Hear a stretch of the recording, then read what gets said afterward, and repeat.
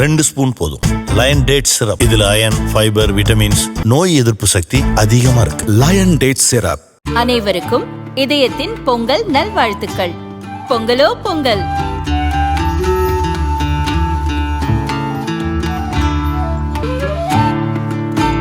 அனைவருக்கும் இதயம் மந்த்ராவின் பொங்கல் தின நல்வாழ்த்துக்கள். பொங்கலோ பொங்கல். படிச்சு சொன்னாங்க, கண்டிஷன்ஸை ஃபாலோ பண்ணுங்கடா, கண்டிஷன்ஸை ஃபாலோ பண்ணுங்கடா.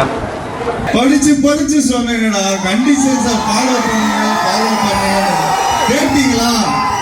கடந்த ஆண்டு செப்டம்பர் 27ஆம் தேதி கரூரில் விஜய் பேசிய போது கூட்ட நெரிசலில் சிக்கி 41 பேர் உயிரிழந்தனர். அப்போது கரூர் ஹாஸ்பிட்டல் வாசலில் கதறி அழுதார் அமைச்சர் மகேஷ்.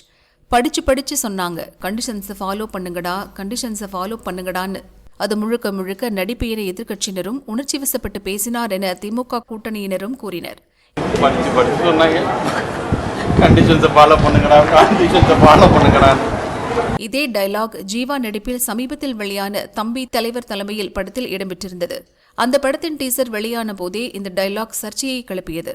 அதன் பிறகு ஜீவா கூறுகையில், சம்பந்தப்பட்டவர்களிடம் போட்டு காட்டிவிட்டோம் என்றார். மலையாள பட இயக்குநர் நிதிஷ் சகாதேவ் இயக்கத்தில் உருவான தம்பி தலைவர் தலைமையில் படத்தின் சக்சஸ் மீட் தூத்துக்குடியில் கிளியோபட்ரா தியேட்டரில் நடந்தது. நடிகர் ஜீவா மற்றும் இயக்குநர் நிதிஷ் சகாதேவ் உள்ளிட்டவர்கள் நிகழ்ச்சியில் பங்கேற்றனர். தான் நடித்து மிகப்பெரிய ஹிட்டான SMS படத்தில் இடம்பெற்ற டயலாக்குகளை ரசிகர்களுக்காக பேசிக்காட்டி ஜீவா அசத்தினார். அப்போது தம்பி தலைவர் தலைமையில் படத்தில் உள்ள டயலாகை பேசும்படி ரசிகர்கள் சொன்னதும், மாட்டி விட்டுற மாட்டீங்களே என கேட்டுவிட்டு பேச துவங்கினார். படிச்சு சொன்னேனேடா, கண்டிஷன்ஸை ஃபாலோ பண்ணுங்கன்னு கேட்டீங்களா என பேசி கைத்தட்டல்களை அள்ளினார் ஜீவா. சரி, வந்துட்டீங்களா? அந்த பொண்ணு பிடிச்சிருக்கா பிடிக்கலையான்னு சொல்லுங்க. அந்த பொண்ணு பிடிச்சிருக்கா பிடிக்கலையான்னு சொல்லுங்க. சாந்தான டைலாக் பாரு, பயப்படாத. வீட்டுல பார்த்து சொல்ல மாட்டேன். அந்த பொண்ணு பிடிச்சிருக்கா பிடிக்கலையான்னு கேளுங்களேன். அந்த பொண்ணு பிடிச்சிருக்கா பிடிக்கலையா தெரியல மச்சி, ஒரு போட்டு சொல்ல. அதே படத்துல இருந்து லேடிஸ்க்காக ஒவ்வொரு பொண்ணுக்கும் ஒவ்வொரு ஃபீலிங் மச்சி. ரொம்ப நாளா இந்த டைலாக்ல ட்ரெண்ட் ஆகி நாளாச்சு. கண்டிஷன் ஒரு பிரச்சனை வராது, பயப்படாதீங்க, நான் பார்க்கிறேன். நீங்க பார்த்துதான் இருப்பீங்க.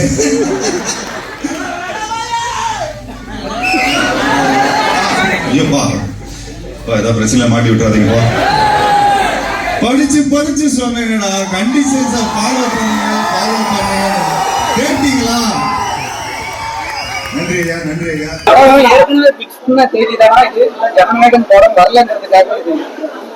என்ன சொல்ல வரீங்க?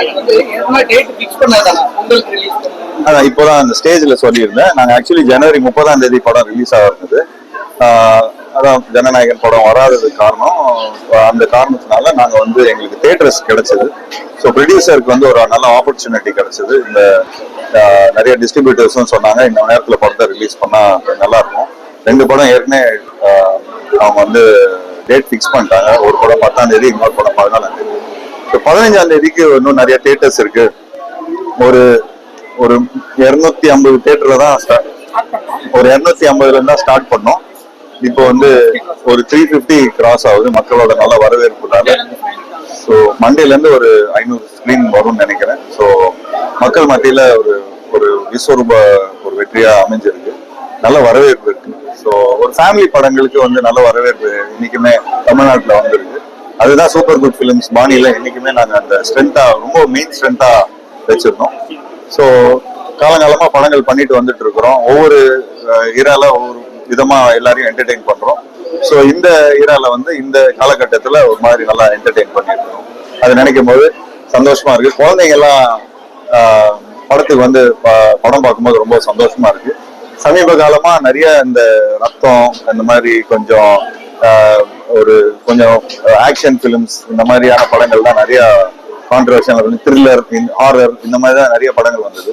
இந்த மாதிரி ஒரு 6 டிக்கெட் பிலிம் குடும்பமா கொண்டாடுற படத்தை சாதாரணமா எங்க அப்பா, என்னோட மென்டர் என்னைக்குமே அவர் தான் சொல்லுவார், குடும்பமா ஒரு படத்தை பார்த்தாதான் அந்த படத்தோட பிகஸ்ட் சக்சஸ் நான் என்னைக்குமே நினைக்கிறேன்.